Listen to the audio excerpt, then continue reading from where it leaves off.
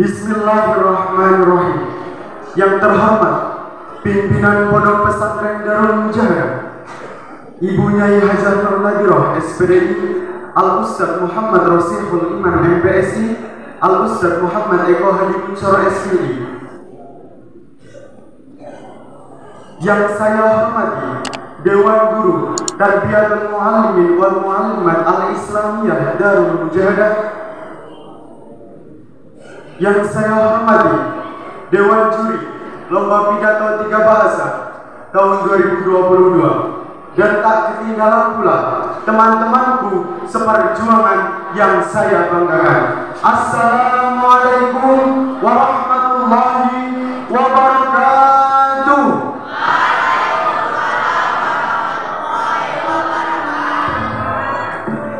Alhamdulillah Rabbil Alamin, wa bihi nasta'in wa ala umuri dunya waddin, wassalatu wassalamu ala asrafil anbiya'i wal mursalin wa ala alihi wa sahbihi ajma'in, amma ba'du.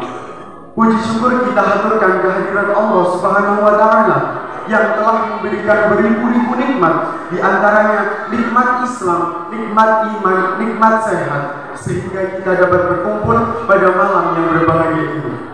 Sholawat beserta salam semoga tetap tercurah limpahkan kepada junjungan kita, Nabi Agung, Nabi akhir zaman, Nabi pembawa kebenaran, Nabi yang selalu menjadi tauladan. Beliaulah Nabi Muhammad SAW yang kita nanti-nantikan syafaatnya esok yaumil qiyamah. Hadirin yang dirahmati Allah, kurang lebih 4 bulan yang lalu, tepatnya saat libur bulan puasa, saya berkenalan dengan orang Jakarta. Karena kami baru berkenalan, kami saling bertanya dan menjawab. Saya tanya, dia jawab. Dia jawab, saya tanya. Saya tanya, dia jawab.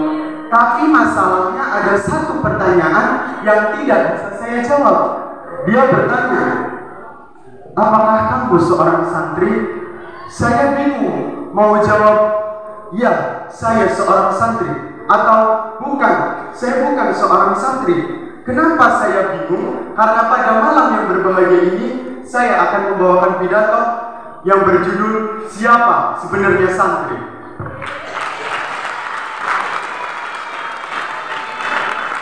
Hadirin yang dirahmati Allah, saat tamat MTS, teman saya bertanya, Nazril, lulus dari MTS mau lanjut kemana?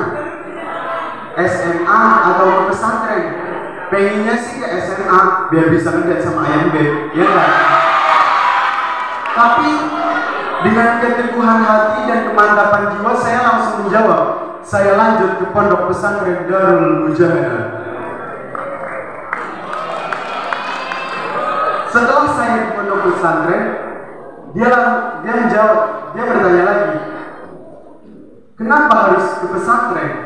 Saya mencari akal dan menjawab, Rasulullah SAW bersabda, "Man yuridillahu bihi khairan yufaqihu fiddin." Barang siapa yang dikehendaki baik oleh Allah, maka akan diarahkan ke pendidikan agama. Hadis riwayat Bukhari. Lalu setelah saya sudah di pesantren, apakah saya sudah mutlak menjadi santri? Secara lugah, ya, saya adalah santri. Karena yang dinamakan santri adalah yang masih tinggal di pesantren dan yang masih mengaji.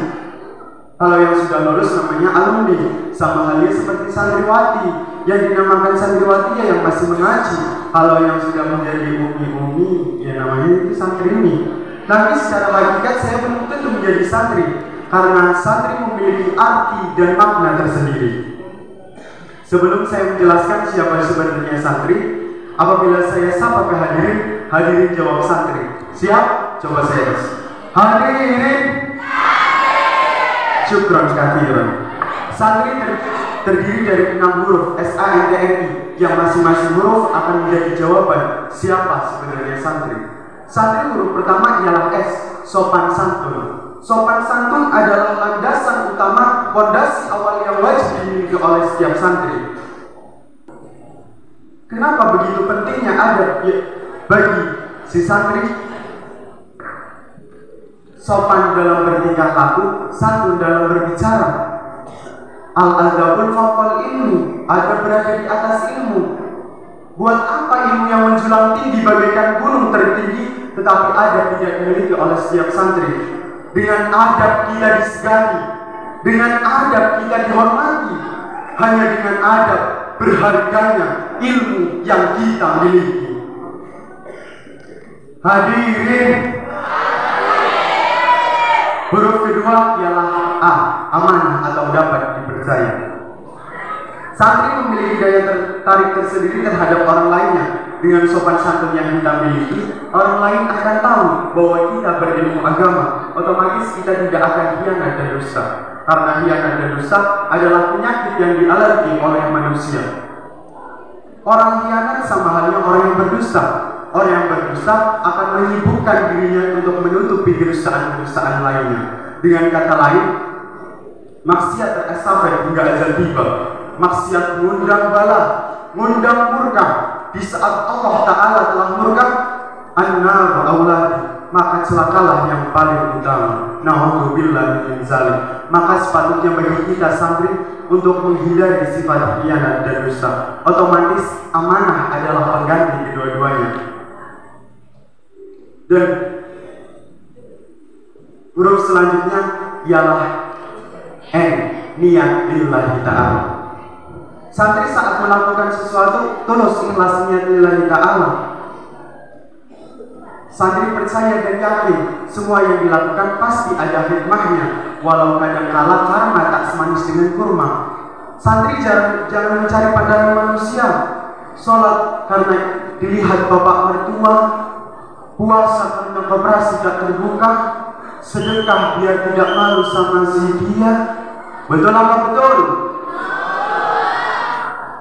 Maka niat lillahi ta'ala harus tertanam pada diri santri. Huruf selanjutnya ialah T, taat beribadah. Santri masalah ibadah alhamdulillah mudah selagi di jalur mujahadah. Selangkah di jalur mujahadah, santri menjadi sambal teri. Ibadah dan ibadah, maksiat pun gak tahu. Benar apa benar? Alhamdulillah salah. Selagi di jalur mujahadah, sholat selalu jamaah, ditambah qobliyah ba'diyah, bibir selalu basah, mengucap zikrillah, puasa Senin Kamis ditambah. Setiap melakukan salah, langsung mengucap astagfirullah. Tatkala kartu perizinan di tangan, pikiran langsung menghayal, pantai Mumu jadi hayalan, hutan lindung menjadi impian, multi teror menjadi harapan. Apalagi sebab diajarnya beberapa kawan, langsung atur jadwal keberangkatan untuk melakukan sebuah pertualangan yang tentunya asik dan mengesankan dan tidak mudah dilupakan.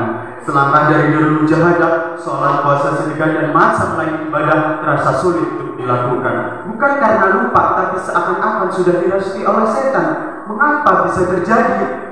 Karena saat ibadah niatnya bukan lillahi ta'ala, niatnya lirri'ayatut thalabah lil ustadzah. Maka apabila niat lillahi ta'ala sudah dimiliki oleh santri, otomatis ibadah akan mudah. Dan yang paling identik dengan santri ialah R, rajin berusaha. Santri nyatanya berfilosofi, layaknya filosofi kopi, pahit manis tetap dinikmati. Filosofi santri, kurang tidur tapi banyak mimpi, dan tidak tinggal diam untuk menanti mimpi datang menghampiri. Santri harus tekad kuat, semangat dan berani. Walau kata Naruto, walau kaki berada di dasar lautan, impian berada di ujung bintang, tangga berada di Cina, awan cinta tak tersedia, tekad semangat kuat dan berani untuk meraih mimpi. Santri paham dan mengerti, hidung pesek adalah mancung yang tergodai. Dengan kata lain, semua pasti bisa. Manjada wajah.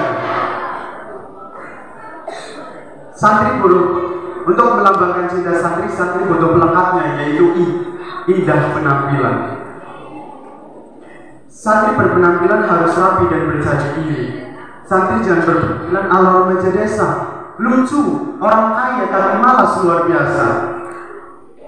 Kerjaannya pakai Scoopy, keliling sana sini putar-putar desa, lalai dengan handphone Xiaomi, nongkrong di tempat wifi, buka FB, PUBG serta WA, selimuti giginya dengan behel biar tambah bergaya.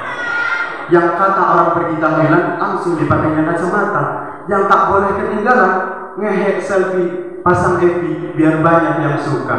Tapi bila dilihat, astagfirullah, lupa gak ada efeknya. Maka penampilan akan lebih meyakinkan hati, apalagi dengan sopan santun yang kita miliki. Amanah dapat dipercaya, niat lillahi ta'ala, taat beribadah, mari kita praktekkan dalam kehidupan sehari-hari kita. Sebelum saya tutup pidato saya pada malam hari ini, slogan Darul Mujahadah, Darul Mujahadah, Darul Mujahadah, Darul Mujahadah, santri Darul Mujahadah, santri Darul Mujahadah. Syukran kathiran ila hadamini, undur makola walatandur mankola. Assalamualaikum warahmatullahi wabarakatuh.